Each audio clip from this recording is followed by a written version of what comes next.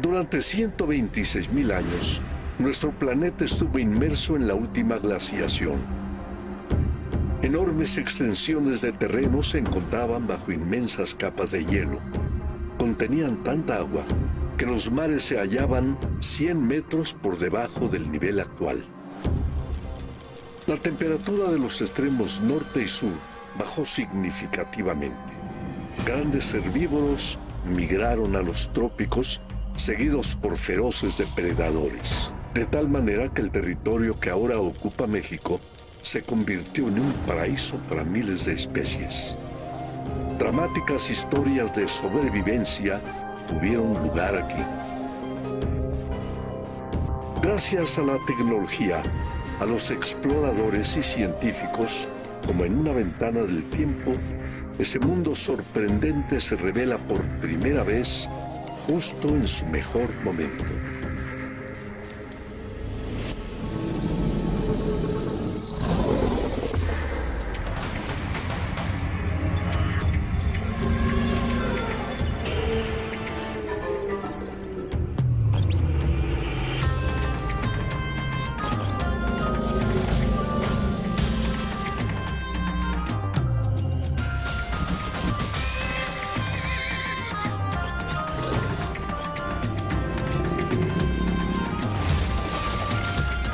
México en la Edad de Hielo.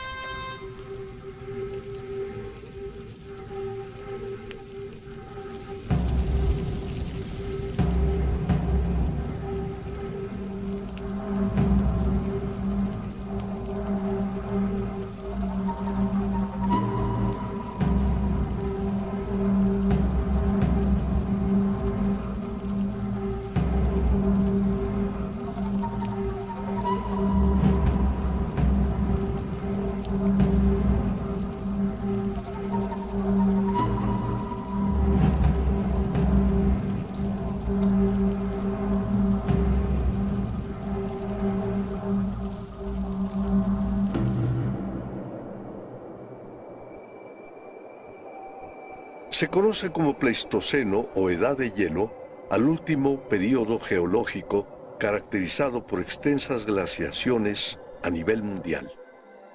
Dio inicio hace 2.6 millones de años y terminó hace apenas 10.000 años, cuando la temperatura general del planeta comenzó a aumentar.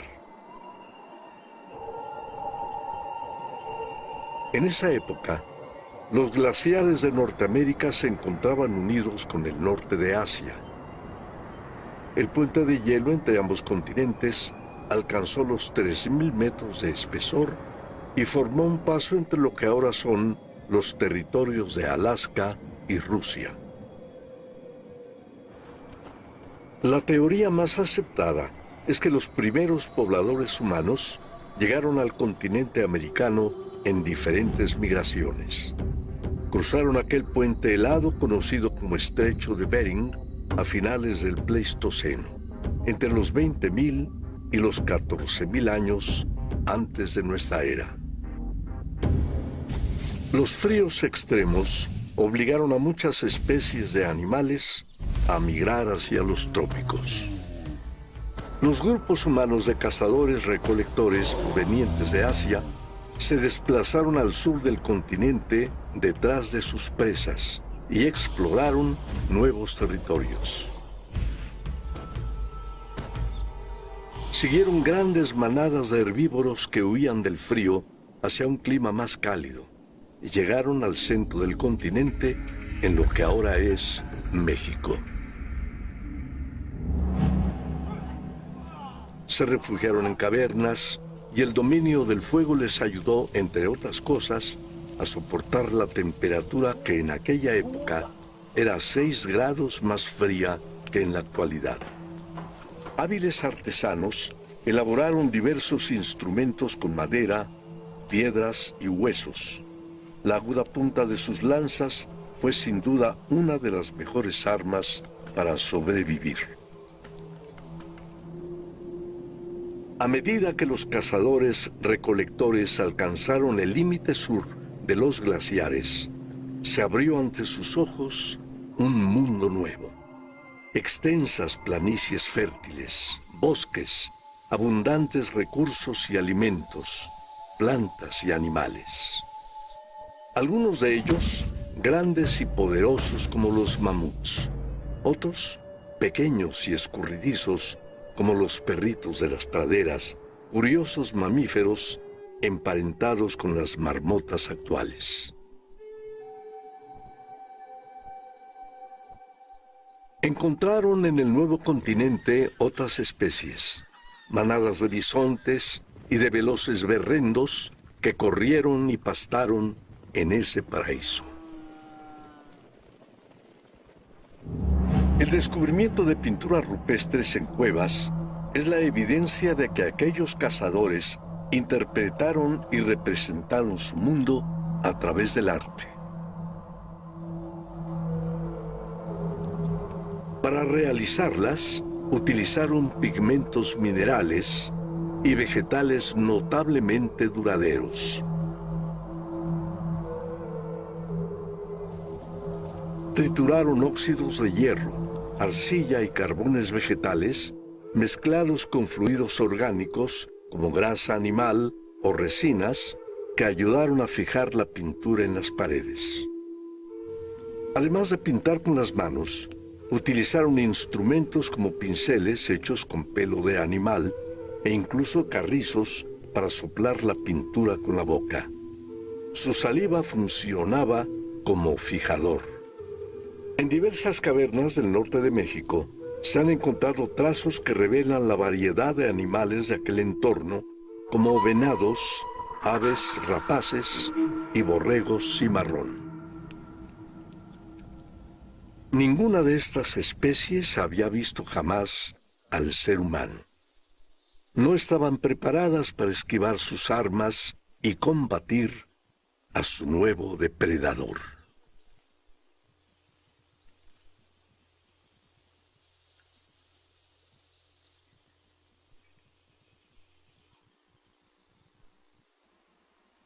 Los cazadores no eran tan veloces como la mayoría de sus presas, pero lograron dejarlas extenuadas en la persecución gracias a su resistencia.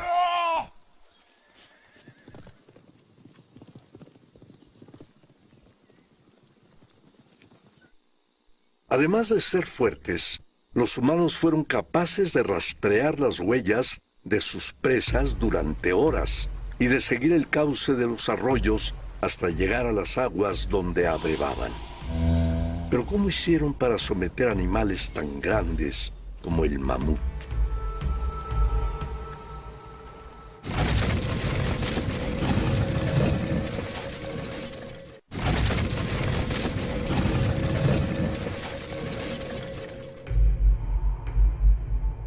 Los primeros grupos humanos llegaron al continente americano entre 14.000 y 20.000 años antes de nuestra era, a través del estrecho de Bering.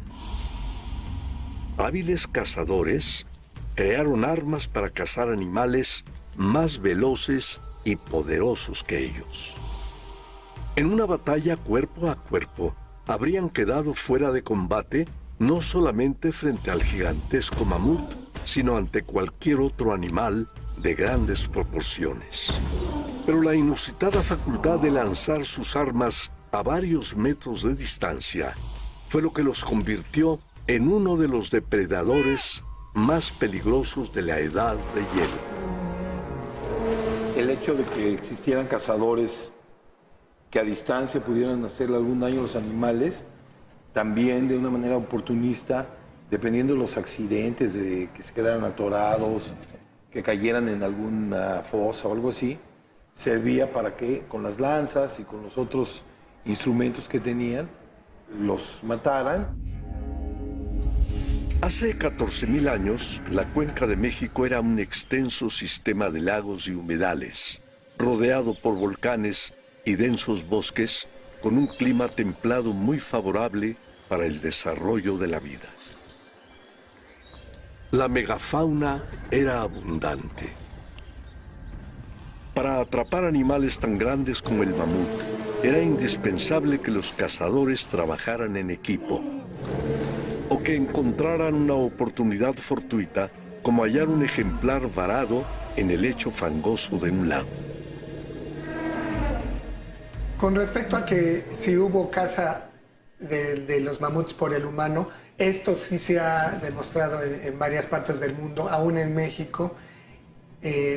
Sin embargo, no necesariamente es una caza activa como muchas veces se ha ejemplificado, sino sí una caza pasiva en la que el humano aprovechaba animales que podían estar heridos o aún recién muertos, para aprovechar toda esa gran cantidad de carne, de la piel que tenían estos animales. En general, los machos adultos de elefantes prehistóricos eran individuos solitarios, como los africanos de hoy en día.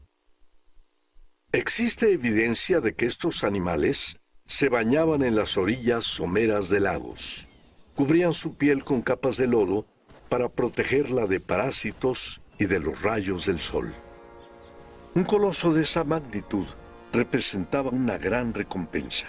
Mucha carne, piel, huesos, útiles para elaborar herramientas y armas. Incluso sus enormes dientes eran utilizados en la construcción de viviendas temporales.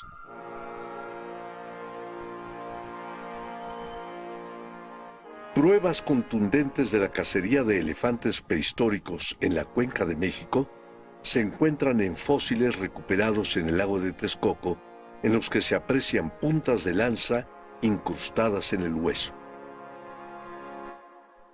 Los contextos arqueológicos tienen esta evidencia de puntas de flechas donde sabemos que mataban mamut, que mataban camellos, que mataban estos elefantes de la era del hielo. Conocer los métodos de caza y las presas de los humanos de la prehistoria es fundamental para determinar la época en que se asentaron los primeros pobladores en el territorio mexicano.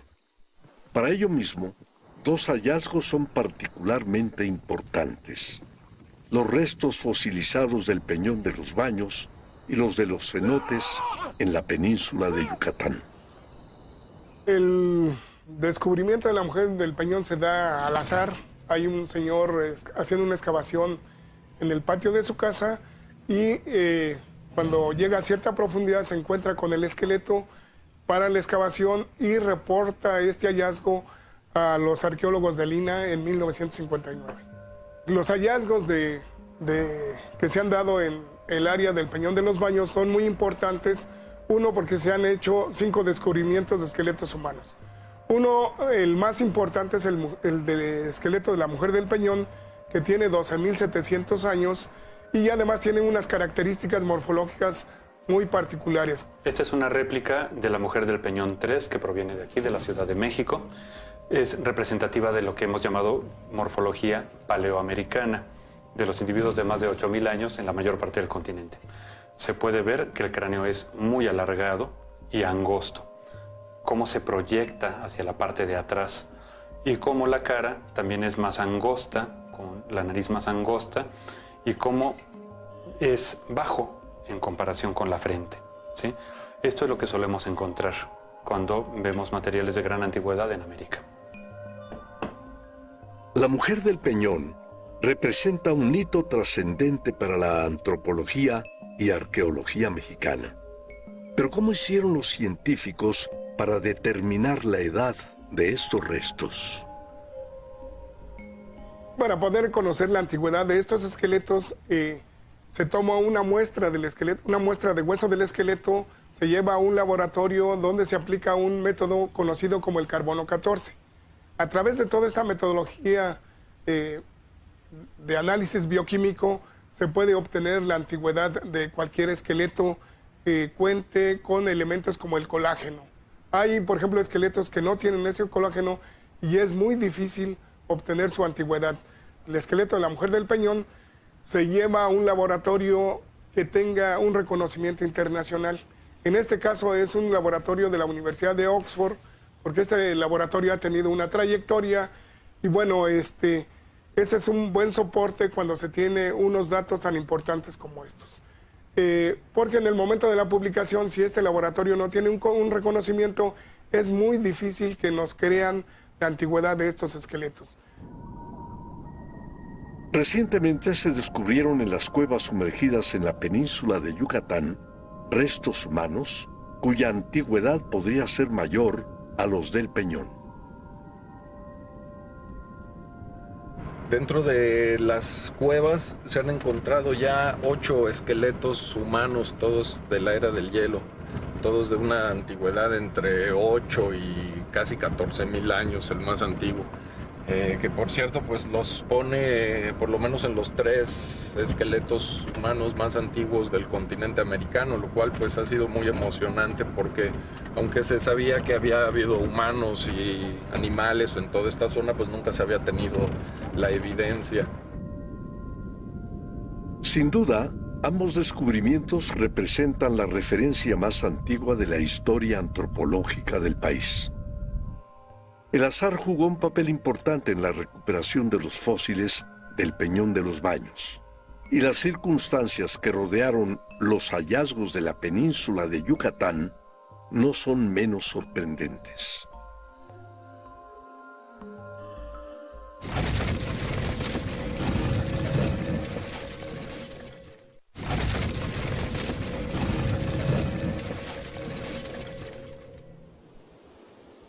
Los primeros pobladores humanos del continente americano llegaron de Asia en diversas oleadas.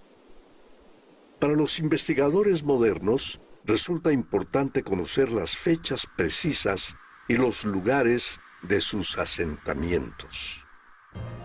En la década de los 50, cerca del Aeropuerto Internacional de la Ciudad de México, en un lugar conocido como el Peñón de los Baños, se encontraron restos humanos con una antigüedad de más de 12.000 años.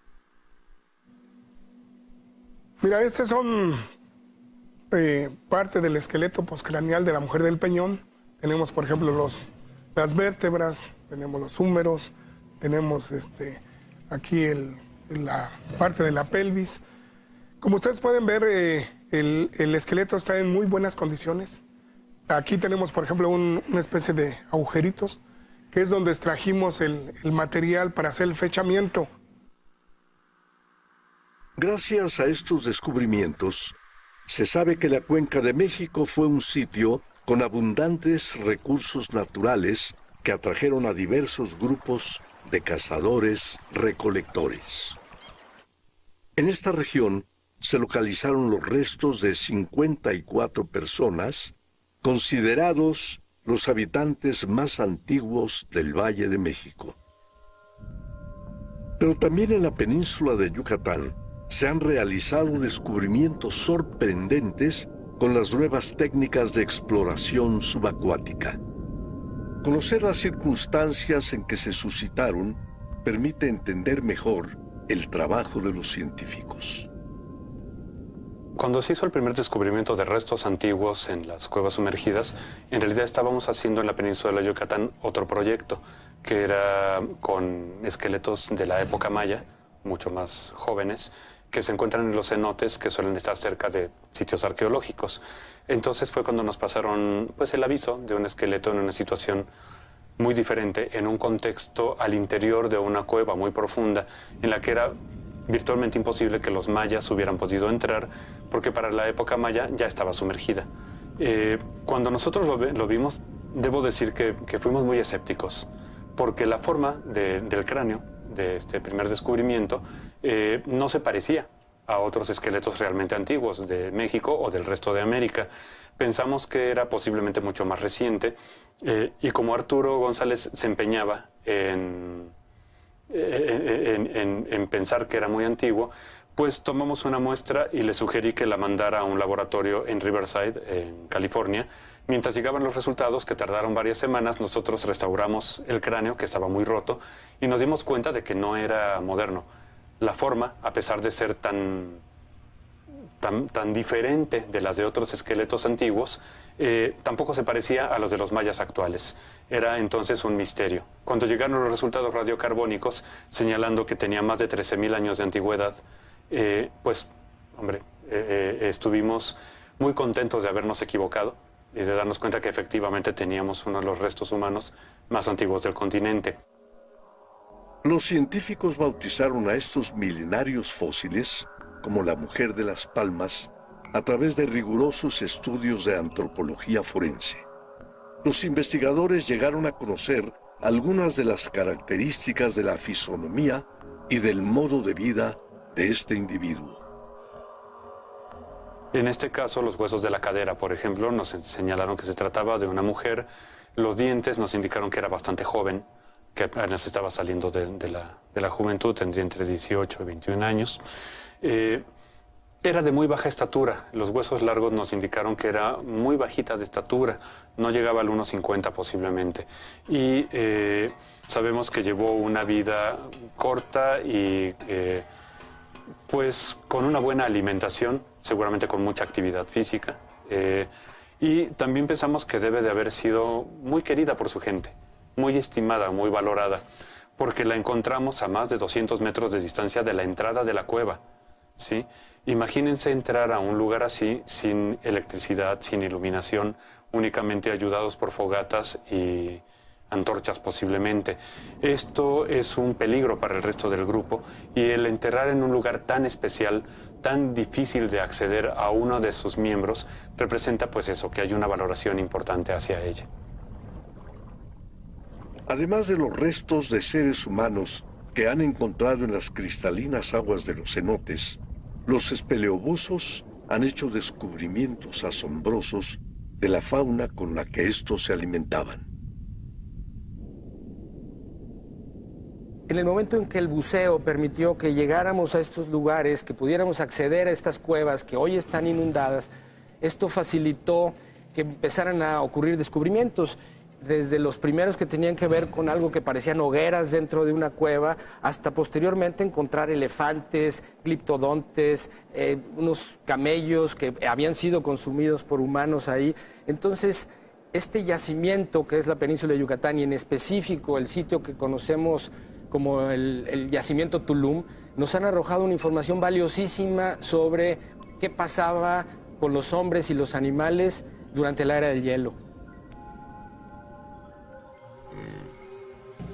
Los descubrimientos de la relación de los humanos con los animales de la época y sus métodos de cacería pueden aclarar muchas dudas sobre la extinción masiva del 70% de los grandes mamíferos en el Pleistoceno.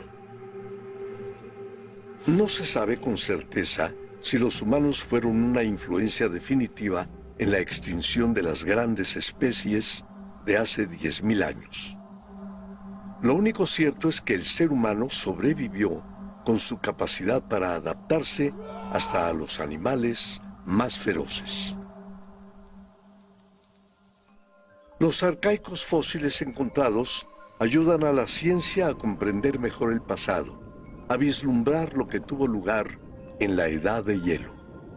El debate sobre la antigüedad de los restos de la Mujer de las Palmas continúa. Sin embargo, los estudios científicos encontrados en el Peñón de los Baños, como los de las cuevas de Yucatán, son los restos humanos más antiguos de México y posiblemente del continente. Los seres humanos llegaron a lo que hoy es América hace unos 20.000 años, sin percatarse de que se adentraban en un nuevo territorio. Lo poblaron y lo hicieron suyo. Dejaron su huella en el planeta, una huella que perdura hasta nuestros días.